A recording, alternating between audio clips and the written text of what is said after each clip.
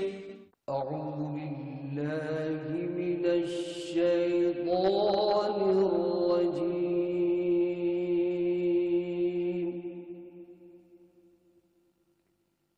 بسم الله الرحمن الرحيم.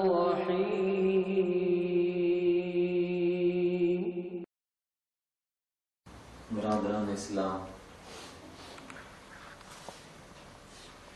میں ایک تعزیت کے تعلق سے یہاں آیا، اور آدمی جس چیز کو لے کر چلے وہ اس کے ذہن سے جلدی سے محو نہیں ہوتی ہے۔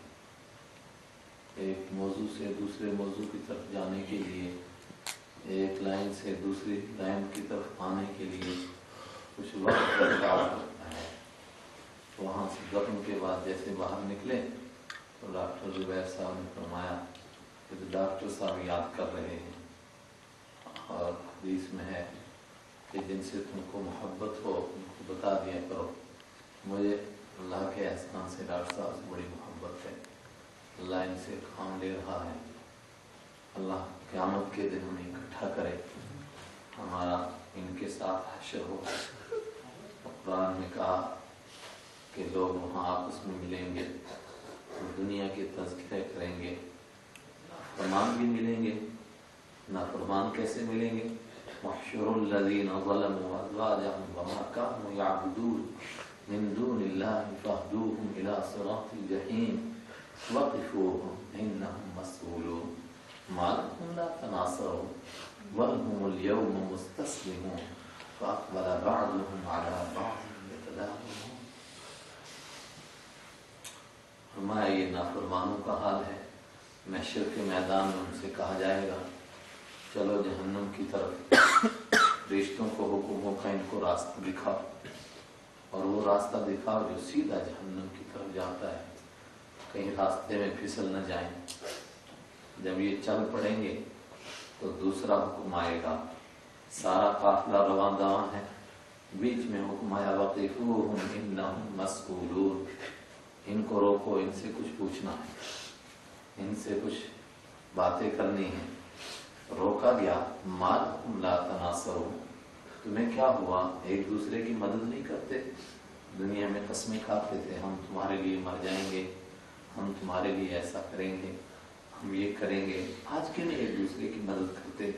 بل انتم مسلمون مستسلمون، آج تو سب کی گردنیں نیچے، کوئی کسی کی مدد نہیں کرتا ہے، تو ایک دوسرے کی طرف متوجہ ہوں گے۔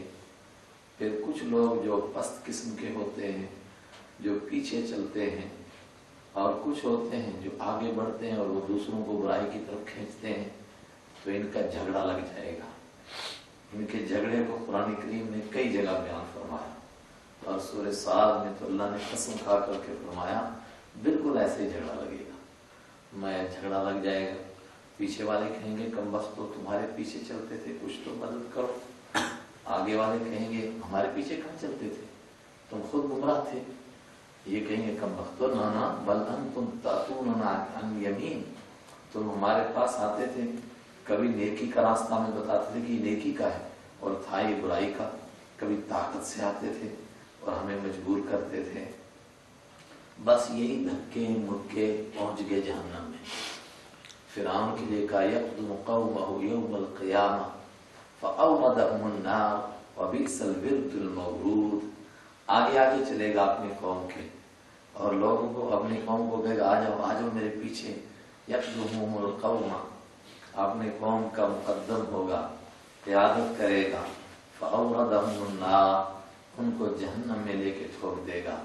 وبئس الورد المورود، اوہ کتنی بری جگہ ہے جہاں یہ لایا، کتنا برا مقام ہے جہاں یہ لایا۔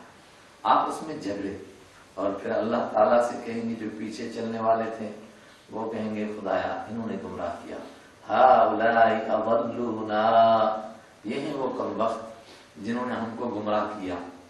فآتہم ضعفا من العذاب، تو ان کو ڈبل عذاب دے خدایا، اس لیے کہ انہوں نے ہم کو گمراہ کیا۔ تو جواب کیا ملے گا؟ فرمایا لکل ضعف ولکن لا تعلمون، سب کو ڈبل ملے گا، ان کو بھی ڈبل ملے گا، تم کو بھی ملے گا۔ ان کو اس لیے ملے گا کہ یہ خود تو ڈوبے تھے سنم، تم کو بھی لے ڈوبے، اور تمہیں اس لیے ملے گا کہ تم نے میری کتاب نہیں پڑھی، تم نے میرے نبیوں کی بات نہیں مانی اور ان کی بات مانتے رہے۔ حضرت نوح علیہ السلام نے اللہ تعالیٰ سے شکایت کی تھی، اے میرے مالک میں نے ان کو بہت سمجھایا، کون سا طریقہ ہے جو چھوڑا سمجھانے کا، مگر انہوں نے میری نہیں مانی، بلکہ مانی کس کی؟ ان مقدموں کی، ان وڈیروں کی، ان لیڈروں کی، لم یزدہم الا خسارا، جنہوں نے نقصان کے سوا ان کو کچھ نہیں دیا، انہوں نے ان سے لیا مگر یہ انہیں کی مانتے رہے۔ ایک طبقہ یہ ہے، ایک طبقہ دوسرا ہے جن کو اللہ نے ایمان نصیب کیا، جن کو اعمال نصیب کیے، اور اللہ جانتا ہے کس کی بات اس کے ہاں قبول ہو، امید لگا کر سب بیٹھے ہیں، اللہ ہمیں ان میں شامل فرمائے۔ پروردگار فرماتا ہے وہ دوسرا طبقہ ہے، وہ بھی آپس میں ملیں گے اور دنیا کی باتیں یاد کریں گے اور پھر دنیا کے تذکرے کریں گے۔ فَأَقْبَلَ بَعْضُهُمْ عَلَى بَعْضٍ يَتَسَاءَلُونَ، فرمایا اور جنت میں پہنچ گئے، ایک دوسرے سے باتیں کر رہے ہیں۔ قَالُوا إِنَّا كُنَّا قَبْلُ فِي أَهْلِنَا مُشْفِقِينَ، کہنے لگے ہم دنیا میں بڑے ڈر ڈر کے رہتے تھے، سجدوں میں روتے تھے، نمازوں میں روتے تھے کہ اللہ معاف کر دینا، اے اللہ معاف کر دینا، وہاں کی سختیوں کو آسانیوں میں تبدیل کرنا۔ اللہ نے ان دونوں کو قبول کر لیا، وہ آنسو قبول ہو گئے۔ فَمَنَّ اللَّهُ عَلَيْنَا وَوَقَانَا عَذَابَ السَّمُومِ، مالک الملک نے ہم پر احسان کیا، من اللہ، اس نے احسان کیا۔ ہماری نیکیاں کیا تھی، ہمارے اعمال ہی کیا تھے کہ جن کے صلے میں اس سے کچھ مانگتے، ہاں اس نے کرم کیا۔ فَمَنَّ اللَّهُ عَلَيْنَا وَوَقَانَا عَذَابَ السَّمُومِ، اس نے احسان کیا اور ہمیں جھلسانے والے اس عذاب سے بچا لیا۔ اللہ تعالیٰ ہماری اس دوستی کو قبول فرمائے۔ فَمَنْ أَرَخِ يَوْمَئِذٍ بَعْضُهُمْ لِبَعْضٍ عَدُوٌّ، آج دوست آپس میں ایک دوسرے کے دشمن ہیں، إِلَّا الْمُتَّقُونَ، بس پرہیزگار ہیں، ان کی آپس میں دشمنی نہیں، وہ وہاں بھی ایک دوسرے کے دوست بھی ہوں گے اور آپس میں ملیں گے، دنیا کے تذکرے کریں گے۔ ایک آدمی تو کہے گا کہ ہماری تو دوستی تھی ایمان والوں سے، ایک ایسا بھی بے ایمان تھا وہ مجھے ملتا رہتا تھا، ہماری مذاق اڑاتا تھا۔ قال قائل منهم انی کان لی قرین، ایک کہنے والا کہے گا میرا ایک ساتھ بیٹھنے والا تھا، پاس رہنے والا تھا، وہ مذاق اڑاتا تھا، جب جنت جہنم کا تذکرہ آتا تھا، محشر کا تذکرہ آتا تھا، وہ کہتا تھا اِنَّکَ لَمِنَ الْمُصَدِّقِينَ، کیا تو بھی سچ مانتا ہے ان باتوں پہ؟ تو پرانی باتیں ختم ہو گئی، لوگ بھول گئے۔ اِنَّکَ لَمِنَ الْمُصَدِّقِينَ، کیا تو بھی ان کو سچ مانتا ہے؟ پروردگار فرمائے گا دیکھنا چاہتے ہو کہاں ہے؟ عرض کریں گے دیکھنا چاہتے ہیں، فرمایا فَاطَّلَعَ، اور جھانک کر دیکھو، فَاطَّلَعَ فَرَآهُ فِي سَوَاءِ الْجَحِيمِ، دیکھا جھانک کر جو جہنم کے بیچ میں پڑا ہوا ہے، اور یہ اس کی قدرت ہوگی کہ جنت اور جہنم کے بیچ میں کروڑوں میل کا فاصلہ، مگر آپس میں ایک دوسرے سے باتیں کریں گے۔ فَاطَّلَعَ فَرَآهُ فِي سَوَاءِ الْجَحِيمِ قَالَ إِن كِدتَّ لَتُرْدِينِي، وہ کہے گا کم بخت تو میرا بھی بیڑا غرق کرنے والا تھا۔ بات دور نکل گئی، میں کہہ رہا تھا ڈاکٹر صاحب کا پیغام ملا تو میں نے کہا چلو چلتے ہیں، فوراً وہیں پہنچیں گے۔ اللہ تعالیٰ ہماری اس دوستی کو قائم رکھے اور آخرت میں کام آنے والی بنائے۔ جن چیزوں سے قیامت کے دن میں امید ہے، مجھے لگتا ہے نمازوں سے بڑھ کر، روزے سے بڑھ کر، صدقے سے بڑھ کر، سب چیزوں سے بڑھ کر ایمان والوں کی ایمان کی بنیاد پر آپس میں دوستی، جس کے پیچھے دنیا کی کوئی غرض نہ ہو۔ اللہ کے رسول صلی اللہ علیہ وسلم نے فرمایا جہاں سب امیدیں ختم ہو جائیں گی، لاسٹ میں ایک امید پھر باقی رہے گی کہ وہ 7 لوگ جن کو عرش کا سایہ ملے گا، ان میں ایک طبقہ وہ ہوگا جن کی زبانیں الگ، جن کی تہذیبیں الگ، جن کا کلچر الگ، جن کے علاقے الگ، لیکن صرف آپس میں اس لیے بیٹھتے ہوں گے ایمان کی بنیاد پر، ایمان والے ہیں بس، اور کوئی غرض نہیں ہے۔ فرمایا ان کو عرش کا سایہ ملے گا۔ نوجوان ساتھیوں، آپ کی مجلس قرآن کریم کی مجلس ہے، تو میں نے کہا کہ میرے ذہن سے وہ بات نہیں نکلی، تو اس لیے میں آیت پڑھنا کچھ چاہ رہا تو ذہن میں کچھ دوسری آ رہی ہے، کل نفس ذائقۃ الموت، ذہن ادھر ہی آیا وہی منظر۔ قرآن کریم اللہ مجھے بھی اور آپ کو بھی اس کا تعلق نصیب کرے۔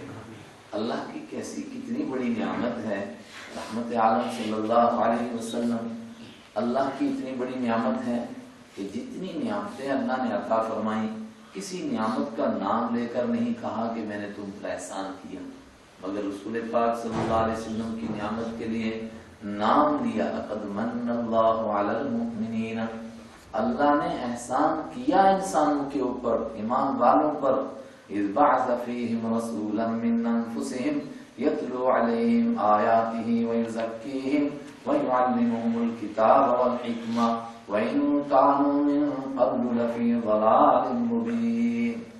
اللہ نے احسان کیا کہ ان کے بیچ میں اپنے پیغمبر کو بھیجا جن کی یہ 4 صفتیں ہیں، اور یہ 4 صفتیں بھی اللہ نے اپنے خلیل کی زبان سے جاری کروائی تھی۔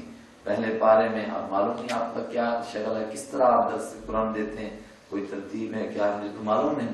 پہلے اچھا سبحان اللہ، پہلے پارے میں ابراہیم علیہ السلام کی دعا کروائی اور وہاں یہی صفتیں ادا فرمائی، اور دوسرے پارے میں اس کا دعا کا جواب آیا کئی ہزار سال کے بعد، کما ارسلنا فیکم رسولا منکم یتلو علیکم آیاتنا ویزکیکم ویعلمکم الکتاب والحکمہ۔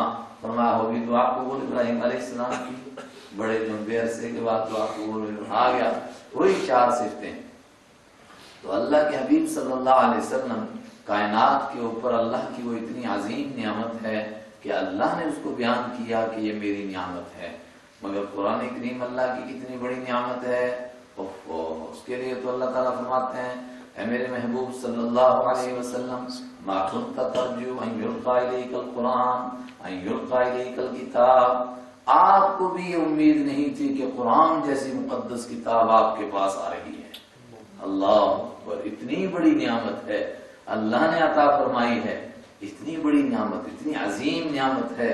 فرماتے ہیں آپ بھی نہیں سوچتے تھے، آپ بھی امید نہیں کرتے تھے کہ آپ کو کتاب دی جائے گی، پھر کیسے دی؟ فرمایا اللہ نے اپنے کرم سے دی، اللہ نے اپنے احسان سے دی، اللہ نے اپنے فضل سے دی۔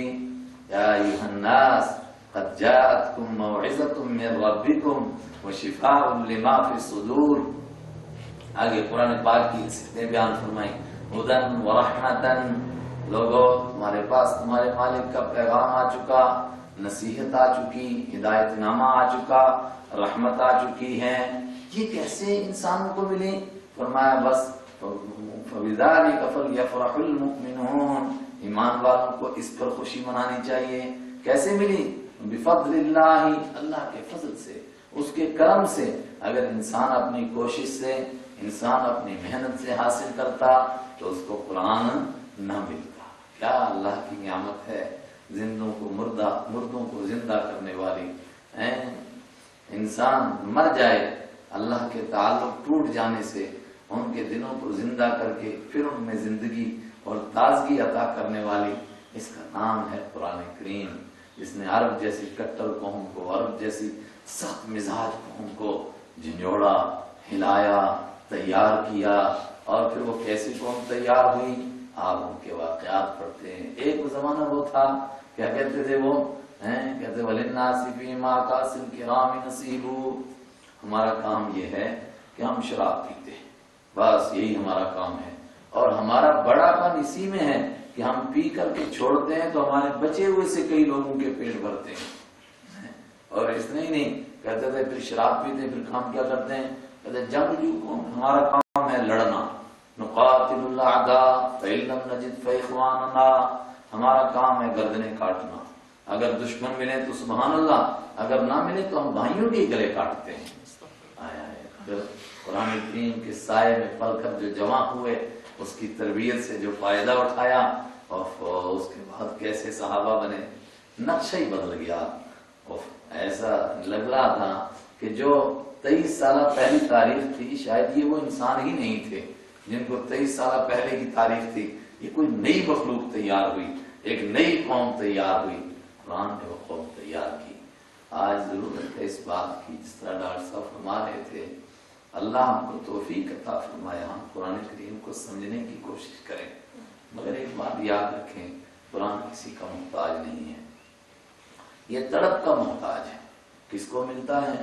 لوگ سمجھتے ہیں کہ جس کا حافظہ زیادہ مضبوط ہوتا ہے وہ حافظ بنتا ہے۔ اس 500 سال کی ہماری تاریخ میں ہمارا جو یہ مولویوں کا ڈپارٹمنٹ ہے نا، مدرسوں کا، اس میں علامہ انور شاہ کشمیری کے لیے اکثر لوگوں کا کہنا ہے کہ اتنا مضبوط حافظے کا کوئی آدمی نہیں تھا، مگر اس کے باوجود میری تحقیق کے مطابق قرآن کے حافظ نہیں تھے۔ وہ تو کس کو دے گا؟ اللہ کے دینے سے ملتا ہے، اللہ جس کو دیتا ہے، اور دیتا کس کو ہے؟ عبس وتولی ان جاءہ الاعمی وما یدریک لعلہ یزکا۔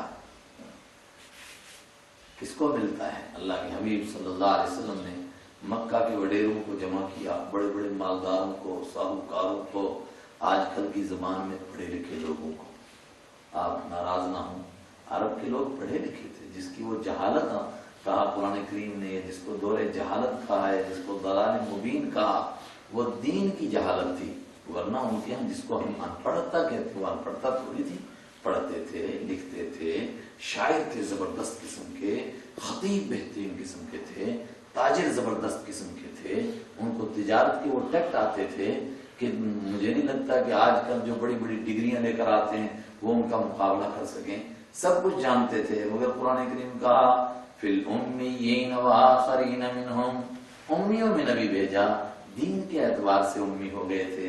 حضرت ابراہیم علیہ السلام کے بعد ان کے بیٹے اسماعیل علیہ السلام، اس کے لمبے عرصے تک بیچ میں کوئی آیا نہیں تھا، اور قرآن کریم نے بھی جس تعلیم کو ان کو پڑھایا اور جس تعلیم کی ان کو ترغیب دی اور جس کے لیے ان کو کہا کہ بھائی تمہیں پڑھنے کی ضرورت ہے، وہ تعلیم یہ نہیں تھی ہنر سیکھنا، ہنر تو بہت جانتے تھے، اس دور کے اعتبار سے زبردست ہنر بنتے۔ اقرأ باسم ربک الذی خلق، اپنے رب کے نام سے پڑھیے، وہ علم پڑھیے جس میں یہ بتایا جائے کہ پالنے والا کوئی اور ہے، ربک الذی خلق، وہ علم پڑھیے جس میں یہ بتایا جائے کہ پیدا کرنے والا کوئی اور ہے، خلق الانسان من علق، وہ علم پڑھیے جس میں رب کا تعارف ہو۔ ساری دنیا تو یہ کہے کہ مٹیریل اچھا ہوتا ہے تو چیز اچھی بنتی ہے، اس کا تعارف پڑھیے، علق جو ایک بے نطفے سے، ایک گوشت کے لوتھڑے سے، ایک بیکار مٹیریل سے اشرف المخلوقات کو تیار کرتا ہے۔ اور کس کے کون سا علم ہے؟ الذی علم بالقلم علم الانسان ما لم یعلم، وہ علم پڑھیے جس میں یہ بتایا جائے کہ علم اللہ عطا فرماتا ہے۔ سارے لوگ پڑھے لکھے ہیں تو سمجھے کہ شاید انہوں نے محنت سے پڑھ لیا، علم بالقلم، قلم سے کوئی نہیں سیکھا، اس نے سکھایا قلم سے، دینے والا وہ ہے، یہ خالی ذرائع ہیں، اور آپ کو بغیر قلم کے وہ دے گا اور اتنا دے گا کہ جتنا آپ سوچ بھی نہیں سکیں گے۔ رسول پاک صلی اللہ علیہ وسلم کی پہلی وحی، ان کا تعلق اپنے مالک سے ٹوٹا تھا، قرآن کریم نے یہی کیا کہ ان کا تعلق اپنے مالک سے جوڑا، اور کیسی مخلوق، کیسی قوم تیار ہوئی، ایسا لگتا تھا کہ جیسے یہ پہلے تھے ہی نہیں، کیا کیا ان کو جھنجھوڑا، اس کے مضامین، اس کے انداز ایسا تھا، ہل گئے لوگ۔ حضرت عمر رضی اللہ تعالیٰ دیکھیں گے، آپ نے بار پڑھے لکھے ہیں، بار بار سنتے ہوں گے کہ ایک چند آیتیں پڑھی، طٰہٰ مَا أَنزَلْنَا عَلَيْكَ الْقُرْآنَ لِتَشْقَىٰ، بس چند آیتیں، اللہ نے دل کی دنیا بدل دی۔ تو پڑھے لکھے وہ تھے، مگر اس کے باوجود ہدایت کے محتاج، اور اسی کے لیے قرآن کریم نازل ہوا تھا، اور اس کو ملتا ہے جس کو تڑپ ہوتی ہے۔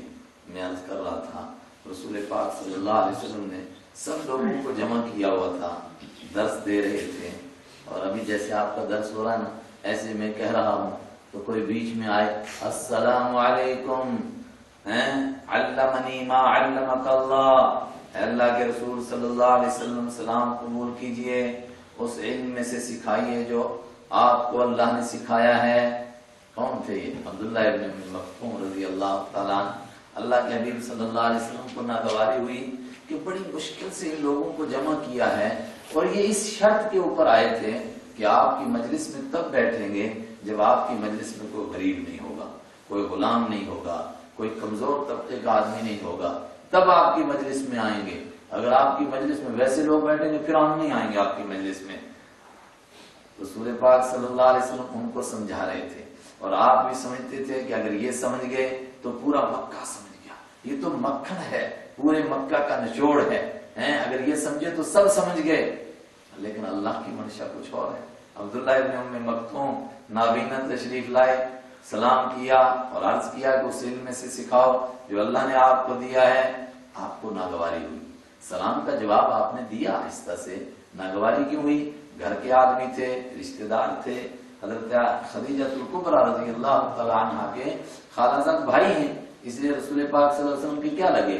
برادر نسبتی، برادر اللہ، تو بالکل قریبی آدمی، گھر کے آدمی ہیں، کبھی بھی سمجھ سکتے تھے، لیکن بیچ میں آ گئے اور پھر اپنی بات کو بار بار دہراتے رہے، اس لیے کہ ان کو تو معلوم نہیں کہ وہ کیا رہا ہے مجلس میں، وہ تو نابینا ہے، مگر اللہ کی کیا تقسیم ہے۔ عبس وتولى ان جاءه الاعمى وما يدريك لعله يزكى۔ آج بھی بہت دفعہ لوگ کہتے ہیں کہ مفتی صاحب بڑی اہم، بڑی قیمتی مجلس ہے۔ میں پوچھتا ہوں کیوں قیمتی ہے؟ کہتے ہیں کہ بڑے پڑھے لکھے لوگ وہاں موجود ہیں، اگر یہ سمجھ گئے تو پوری قوم سمجھ گئی۔ اللہ قرآن سے پوچھو کون سمجھے؟ فرمایا جو تڑپ کے ساتھ آئے، وما يدريك لعله يزكى، آپ کو ان کے آنے سے ناگواری ہوئی، آپ کو کیا معلوم کہ شاید یہی سدھرے، اور یہی ہوا کہ وہی سدھرے، اور کوئی سدھرا ہی نہیں، ان میں سے کسی کو ایمان ہی نصیب نہیں ہوا۔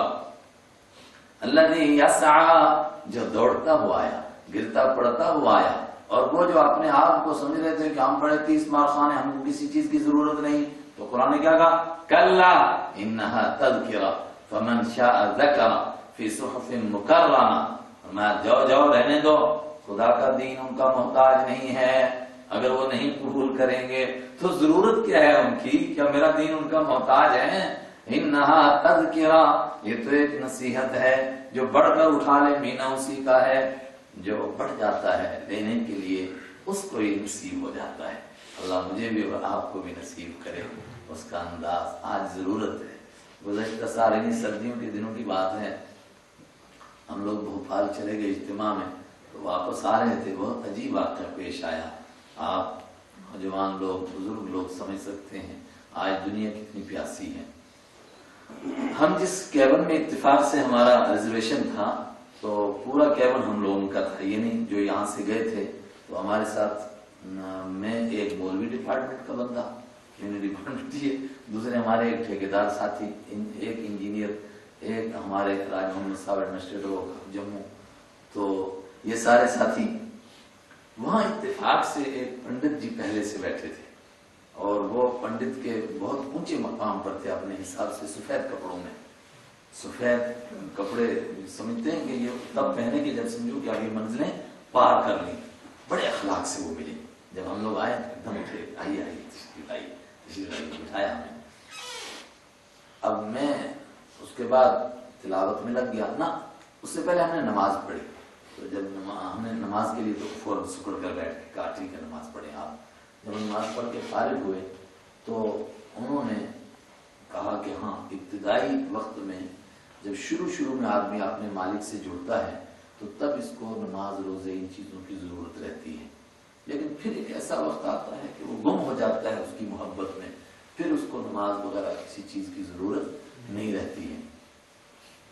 ہمارے ساتھی اس موضوع پر اس سے بات کرنے لگ گئے، تو میں تلاوت کرنے لگا، مگر وہ بڑے پڑھے لکھے آدمی تھے، تو ہمارے ساتھیوں نے تھوڑی ان کو دعوت دی، تھوڑی آخرت کی بات کی، تو انہوں نے فٹافٹ اپنا بیگ کھولا، تو اس میں سے بھگوت گیتا کے کچھ شلوک نکالے جو انہوں نے چھوٹے چھوٹے پمفلٹ بنائے ہوئے تھے، اوپر وہ سنسکرت میں اس کے شلوک اور نیچے اس کی ٹرانسلیشن ہندی انگلش میں، تو وہ پیش کیا ان کو۔ پھر تعارف ہوا تو پتہ چلا کہ یہ تو ٹاٹا کمپنی میں چیف انجینئر ریٹائر ہوئے ہیں، بڑے عہدے سے، اس کے بعد سنیاس اختیار کر لیا، بیچارے پنڈت جی بن گئے، تو پلٹ کر ان کو دعوت دینے لگے، اور وہ جیسے وہ آخرت کی باتیں کر رہے تھے تو بھگوت گیتا کی ویسی باتیں اس میں پیش کر دی۔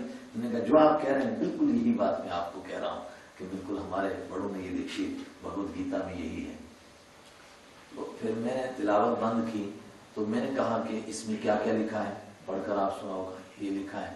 تو مجھے بات یاد آئی, رحمت عالم صلی اللہ علیہ وسلم کے پاس بھی ایک آدمی آئے تھے, کیا چیز ہے قرآن کریم. انہوں نے کہا کہ آپ سنا کوئی دعوی نبوت کرتے ہیں. آپ نے فرمایا میرے مالک نے مجھے بھیجا ہے انسانوں کو راستہ دکھانے کے لیے. اس نے کہا کہ آپ کے پاس کوئی کتاب ہے؟ آپ نے فرمایا میرے پاس کتاب ہے. تو اس نے کہا میرے پاس بھی ایک بڑی زبردست کتاب ہے. آپ نے نہیں کہا اس کو کہ تمہاری کتاب ٹھیک نہیں ہے. آپ نے فرمایا کیا ہے وہ؟ تو اس نے پڑھ کر سنانی شروع کی. تو اس میں بھی کچھ اچھی باتیں تھی, کچھ قرآن. تو آپ نے فرمایا مگر جو میرے پاس کتاب ہے وہ اس سے بھی زبردست کتاب ہے. تو اس نے کہا کہ وہ کون سی ہے؟ آپ نے کچھ قرآن پاک پڑھ کر سنایا. احادیث میں مجھے نہیں ابھی تک مل سکا کہ کس مقام سے سنایا, ورنہ دوسرے مقام معلومات نہیں. مثلا جیسے طفیل بن عمر الدوسی مکہ میں آئے تھے, وہ جنہوں نے کانوں میں روئی ڈال دی تھی, مکہ والوں نے کہا کہ سننا ہی نہیں.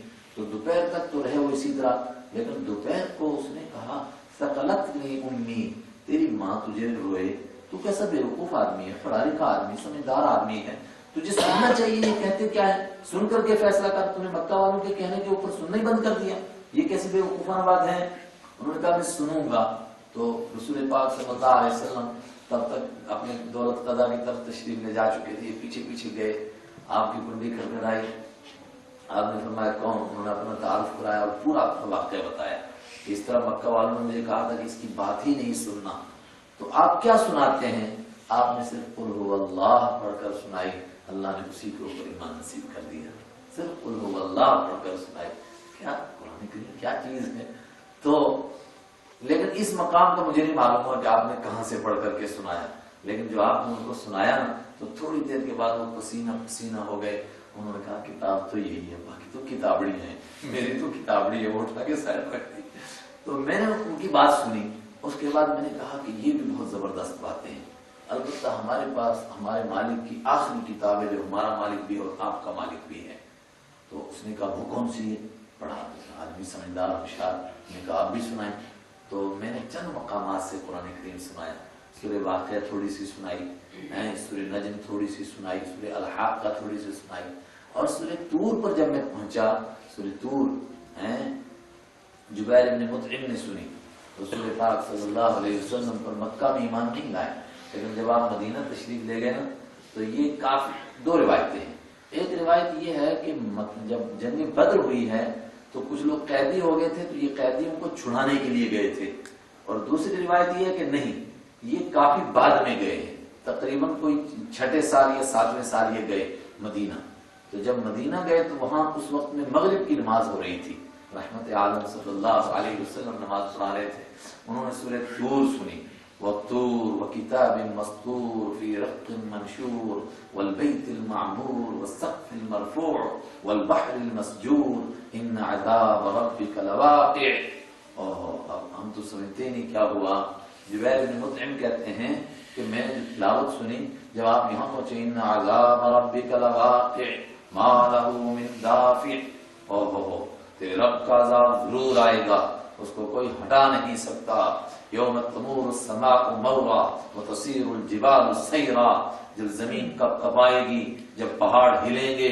تو وہ کہہ رہے تھے مجھے لگا کہ شاید عذاب آ گیا میرے اوپر, ابھی عذاب آ گیا, گھبرا گئے. اور جب آپ دوسرے رکعت میں پہنچے اور اس مقام کی تلاوت کیا, میں ام خلقوا من غیر شیء ام هم الخالقون ام خلق السماوات والارض بل لا یوقنون, کیا تم نے آسمان کو پیدا کیا, یا تم نے زمین کو پیدا کیا, یا ام خلقوا من غیر شیء, یا تم یوں ہی پیدا ہو گئے ہو, کیوں نہیں مانتے ہو اپنے مالک کو؟ تو وہ کہتے ہیں کہ میرے دل نے کلمہ پڑھ لیا بس, ابھی سلام نہیں پھیرا اللہ کے حبیب صلی اللہ علیہ وسلم نے, اس سے پہلے ہی مان لے آئے. اور گھبراتے کہتے تھے کہ مجھے لگا شاید عذاب آ گیا, بالکل مجھ پر ہی آنے والا. میں نے جو پڑھ کر ان کو سنایا تو میں نے کہا پنڈت جی یہ وہ کتاب تھی جو عرب کے لوگوں کو سنائی, حالانکہ وہ مانتے نہیں تھے. اور میں نے ان کو بتایا کہ اس طرح انہوں نے ہمارے نبی کو ان کے شہر سے نکالا, مگر یہ کتاب ان کو جھنجھوڑتی تھی, اسی سے پھر وہ اللہ کے دین کو مانتے تھے. تو پنڈت جی کہنے لگے کہ مولوی صاحب یہ تو ہم کو ہلائے جا رہا ہے, دیکھیے ہم کو تو اس کے جو اصلی جو آپ پڑھ رہے ہو اس کے, وہ تو ہم کو سمجھ میں نہیں آ رہا ہے, ہم کو تو اس کی ٹرانسلیشن آپ بتا رہے ہو, مگر یہ تو ہم کو ہلایا جا رہا ہے. جو لوگ اس کو سمجھتے ہوں گے وہ کیسے سمجھتے ہوں گے؟ اللہ وہ ایک ایسا آدمی بڑا سچا آدمی تھا, ہم نے دعوت دی دین کی, اس نے وعدہ کیا پکا کہ میں کلمہ پڑھوں گا لیکن صرف اپنے گرو سے ایک مرتبہ اس بارے میں مشورہ کروں گا, صرف اس لیے کروں گا کہ مجھے لگتا ہے کہ یہ کتاب اس کو ملی نہیں ہے, اس کو ملی ہوتی اس نے ضرور کلمہ پڑھا ہوتا. تو میرے ساتھ بھی وہ کتاب, میرا ذہن بھی منتشر تھا, ایسی بکھری ہوئی باتیں کہہ لی, اللہ قبول فرمائے. وآخر دعوانا الحمدللہ رب العالمین.